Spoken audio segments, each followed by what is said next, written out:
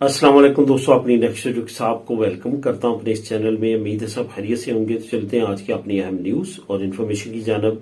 सबसे पहले दोस्तों बात करेंगे कि यूरोप और इंग्लैंड यूथ मोबिलिटी प्रोग्राम के बारे में एक खुशखबरी है, वो आप लोगों के साथ शेयर करूंगा। उसके बाद क्या स्पेन नेशनैलिटी को खुद ब खुद कैंसिल कर देगा, इसको कवर करूंगा। और उसके बाद बात करेंगे अरेगो फैमिलियार के बारे में, एक और अच्छी खबर, इस पे बात करेंगे। उसके बाद आखिर में बात करेंगे कि स्पेन, आप अंदर स्पेन के रह रहे हैं या स्पेन से बाहर रह रहे हैं, एक अहम सहूलत का जिसका लाजमी तौर पे इस्तेमाल करें। काफी अहम है और बहुत सारे लोगों को इसके बारे में नहीं मालूम। इस पे बात करूंगा और इसकी इन्फॉर्मेशन, अहम इन्फॉर्मेशन शेयर करूंगा। वीडियो के आखिर में लाजमी तौर पे इस हिस्से को आपने सुनना है और देखना है, काफी अहम इन्फॉर्मेशन है। तो सबसे पहले तो आज मैं आपको बताता चलूं कि लिंक कौन कौन से मिलेंगे। सबसे पहले तो यूरोप और इंग्लैंड यूथ मोबिलिटी प्रोग्राम की जो खुशखबरी है, इसका लिंक आपको मिल जाएगा। अरेगो फैमिलियार के बारे में जो अच्छी खबर है, इसका लिंक आपको डिस्क्रिप्शन में मिल जाएगा। हम दोनों लिंक्स को खुद भी क्लिक करके रीड कर सकेंगे। इसके साथ साथ जो दोस्त इस चैनल पे नए हैं या जिन्होंने अभी तक इस चैनल को सब्सक्राइब नहीं किया, वो लाजमी तौर पे चैनल को सब्सक्राइब करें ताकि मजीद ऐसी आने वाली वीडियोस उन तक पहुंच सके। तो दोस्तों सबसे पहले तो बात करते हैं कि यूरोप और इंग्लैंड यूथ मोबिलिटी प्रोग्राम के बारे में अच्छी खबर कौन सी है। आपको पता है कि काफी अरसे से ये दोनों खित्तों के दरमियान बातचीत चल रही है कि यूथ मोबिलिटी प्रोग्राम जो है उस पर काम किया जाए और उस पर दोनों मालक के, दोनों खित्तों के जो नौजवान है उनको फायदा उठाने दिया जाए। असल में यूथ मोबिलिटी प्रोग्राम क्या है? यूथ मोबिलिटी प्रोग्राम वो प्रोग्राम है जिसमें दो मुल्क आपस में या दो खित्ते आपस में ये तय करते हैं, ये मुआहिदा करते हैं कि दोनों खित्तों के जो नौजवान लोग हैं वो एक दूसरे खित्ते में जाके स्टडी कर सकेंगे, वहां पे ट्रेनिंग कर सकेंगे, वहां पे जॉब कर सकेंगे। उन पे कोई भी किसी तरह की पाबंदी नहीं होगी। कुछ मालक के साथ ये 18 से 35 साल के दरमियान होते हैं, कुछ मालक, कुछ खित्तों के दरमियान ये 18 से 30 साल के दरमियान होते हैं। तो ये मुआहिदे जो है, इस उम्र के जो दरमियान वाले लोग होते हैं वो इन मुआहिदों से बड़े फायदे उठा सकते हैं। इसी तरह यूके और यूरोपीय यूनियन के दरमियान भी इस तरह के मुआहिदे के लिए काफी अरसे से बातचीत चल रही है। आपको पता है, मैंने इस पे काफी अपडेट्स आप लोगों को, जो भी नई अपडेट आती है वो इसके बारे में आप लोगों के साथ शेयर करता हूं। तकरीबन दोस्तों ये जो मुआहिदा है ये आखिरी मराहिल में दाखिल हो चुका है। पहले आपको पता है कि यूरोपीय यूनियन से सबसे पहले जिस मुल्क ने डिमांड की थी वो स्पेन था। स्पेन के प्रेसिडेंट ने, जो यूके के प्राइम मिनिस्टर है, उनके साथ बात की थी और एक मीटिंग में कहा था कि स्पेन यूथ मोबिलिटी प्रोग्राम चाहता है यूके के साथ। तो यूके के प्राइम मिनिस्टर ने उस वक्त इनको कोई जवाब नहीं दिया, लेकिन जब वो यूके वापस गए तो अपने मिनिस्टर्स के जरिए उनको इनकार कर दिया, यानी कि स्पेन के प्रेसिडेंट को। उसके बाद ये बात चली गई यूरोपीय यूनियन के प्रेसिडेंट के पास।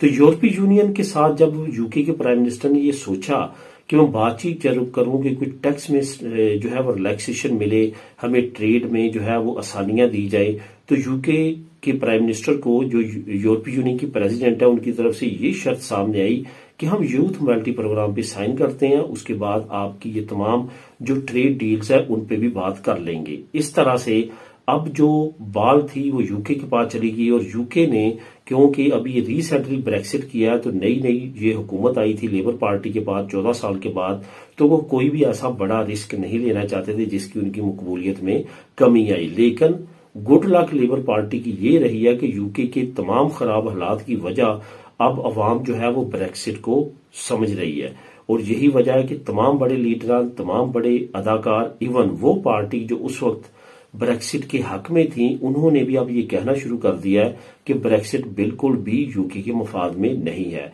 ये तमाम चीजें जो मैं आप लोगों के साथ बोल रहा हूं, ये मैं अपने पास से नहीं बोल रहा। जो नीचे लिंक दूंगा आपको, लिंक नंबर 1, वहां पे आप क्लिक करेंगे तो वहां पे ये तमाम चीजें लिखी हुई हैं कि कौन कौन सी पार्टी पहले मुखालफ थी और अब वो इसकी फेवर में है कि हमें दोबारा से शमूलियत इख्तियार करनी चाहिए। इवन यहां तक कि एक बहुत बड़ी राइट विंग्स पार्टी, उसके जो सरबराह थे, जो पेश थे, और उन्होंने बहुत ज्यादा कोशिश की थी और बोरिस जॉनसन को बहुत ज्यादा थपकी दी थी कि आप ब्रेक्सिट करें। अब उन्होंने भी ये कहना शुरू कर दिया कि ये एक बड़ा ब्लंडर था और ये एक तारीखी गलती थी। अब दोस्तों आते हैं खुशखबरी की तरफ, मेन मुद्दे की तरफ। यूथ मोबिलिटी प्रोग्राम जो है यूके ने आखिरकार अपने लॉर्ड ऑफ हाउस में भेज दिया था कि वहां से जो है अपर जो पार्लियामेंट है इनकी, वहां से जो है वो पास होगा तो उसके बाद पार्लियामेंट में जाएगा। तो उन्होंने बड़ी अक्सरियत के साथ इसको फेवर दिया और बड़े बड़े जो लॉर्ड्स है, हाउस ऑफ लॉर्ड्स, उन्होंने इसकी फेवर की है और कहा है कि ये यूरोपीय यूनियन और यूके के दरमियान एक बहुत ही अच्छा नागजीर मुआहदा है, जो कि होना बिल्कुल इसमें कोई भी कबाहत नहीं है। दोनों खितों के नौजवान इससे ज्यादा फायदा उठा सकेंगे। इस तरह से इस मुआहदे में जो रुकावटें थी वो हमवार होती नजर आती हैं।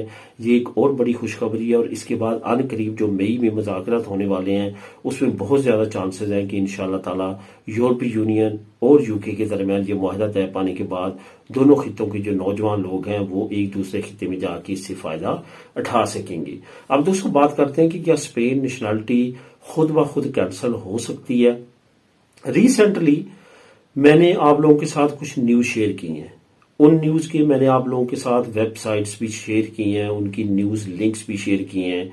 तो वहां पे कुछ दोस्तों ने ये कमेंट किया है कि क्या ये फरवरी के बाद ऐसा मुमकिन है कि स्पेन खुद ब खुद तमाम लोगों की नेशनलिटीज कैंसिल शुरू कर दे जिनकी डबल नेशनलिटी मुआहदे नहीं है। तो बिल्कुल भी ऐसा नहीं है। बिल्कुल मैं आप लोगों के साथ न्यूज जो है वो शेयर करने का पाबंद होता हूं, उसकी तमाम डिटेल बता देने का पाबंद होता हूं। आगे उस पर हुकूमत क्या करती है, क्या कार्रवाई होती है, ये तो एक मफरूजा ही होता है और आने वाले वक्त में हुकूमत क्या सोच रही है और क्या करने जा रही है ये तो फ्यूचर में ही प्रेडिक्ट होगा, फ्यूचर से ही रिलेटेड है। लेकिन दोस्तों जो माजी में हमने तमाम चीजें देखी हैं, जो भी चीजें हुई हैं और यहाँ पे शहरी आजादी के कवानीन हैं जिसमें आपकी प्राइवेसी, आपके इंफॉर्मेशन, आपका डाटा, आपकी तमाम इंफॉर्मेशन ऐसे ही ओपनली कोई भी अदारा किसी के साथ भी शेयर करने का मजाज नहीं होता, सिवाय इसके कि अदालत जब तक किसी इंडिविजुअल को ऑर्डर ना करे उसके केस के सिलसिले में। तो इस वजह से कोई भी ऐसी कार्रवाई नहीं होगी। बिल्कुल आप बेफिक्र रहे, ऐसा नहीं होगा कि तमाम के तमाम लोगों को जो है वो जिनके पास अभी जिन्होंने कैंसिल नहीं करवाई उनको जो है उनकी स्पेन की नेशनलिटी कैंसिल कर दी जाएगी और उसके बाद उनको डिपोर्टेशन किया जाएगा या कुछ और मामला होगा। कोई भी ऐसा नहीं है। इस वजह से बिल्कुल भी इसमें फिक्रमंद होने की जरूरत नहीं है। लेकिन अलर्ट रहें। अलर्ट से मुराद क्या है? एयरपोर्ट पे जाएं, अपने डॉक्यूमेंट दोनों कंट्रीज के साथ साथ ना रखें। सफर में आपको वो डॉक्यूमेंट यूज करने की जरूरत है ही नहीं जिसको आपने इस्तेमाल ही नहीं करना। इस वजह से एक तो ये आपने केयरफुल रहना है। कार्ड अपने जो है सेपरेट रखें, तमाम चीजें सेपरेट रखें। क्रिमिनल होने से बचें, क्राइम ना करें जिससे आपको आपके एम्बेसी या कौंसलेट तक ये जाए। उसके बाद बाकी वो चीजें जिसकी वजह से आप पे शिकंजा जो है वो सख्त हो सकता है, जिसमें फ्रॉड वगैरह है, डॉक्यूमेंट फेक वगैरह यूज करने या इस तरह की और कार्रवाई करनी है, उनसे इज्तनाब करें, उनसे बचें। तो कुछ भी ऐसा मामला नहीं होने वाला और कोई भी इसमें फिक्रमंदी की बात नहीं है। अब दोस्तों बात करते हैं कि अरैगो फैमिलियार के बारे में एक और अच्छा कानून जो है वो हुकूमत की तरफ से पेश किया गया है। वैसे तो इसका लिंक नंबर 2 आपको नीचे मिल जाएगा, वहां पे आप डिटेल के साथ पढ़ लेंगे।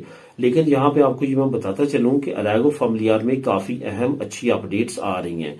अरैगो फैमिलियार में एक अपडेट ये भी आई है कि अगर स्पेनिश नेशनलिटी होल्डर्स आपके बच्चे हैं और पेरेंट्स के पास जो है वो टेम्परेरी रेजिडेंट कार्ड है तो वो तरखेता कम्युनितारिया ले सकेंगे।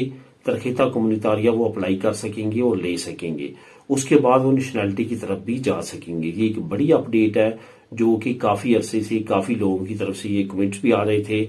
मैं नीचे आप लोगों के लिए जो लिंक लेके आया हूं वहां पे अगर आप डिटेल के साथ पढ़ेंगे तो ये तमाम इन्फॉर्मेशन आपको वहां से मिल जाएगी। अब दोस्तों आखिर में एक बहुत अहम टॉपिक है जो मैं कवर करना चाहता हूं, जिसके बारे में काफी लोगों को नहीं मालूम। जब आप मुझे ये कमेंट करते हैं कि मेरा स्टेटस फलां शो हो रहा है तरखेता मैट्रिमोनियो के सर्टिफिकातो मैट्रिमोनियो का, तरखेता कम्युनितारिया का या इस तरह की और चीजें, और आपने कोई फाइल सरकारी इदारे में जमा करवाई है, आपने कुछ एग्जाम दिए हैं, कुछ चीजें ऐसी की हैं, तो अब आपके लिए एक बड़ी सहूलत स्पेन की हुकूमत ने खास तौर पे कोरोना के दौरान लॉन्च की थी। उसको बोलते हैं कारपेता सुदादाना। कारपेता सुदादाना जहां पे आपका डिजिटल सर्टिफिकेट होता है, मोबाइल पे होता है, लैपटॉप पे होता है, कहीं भी होता है, वहां पे ये ओपन हो जाता है। ये तमाम सरकारी दफातर जो है आपके उस कारपेता के साथ कनेक्टेड हैं। आपने कहीं भी किसी भी सरकारी दफ्तर में कोई भी काम जमा करवाया उसका स्टेटस वहां पे शो होता है।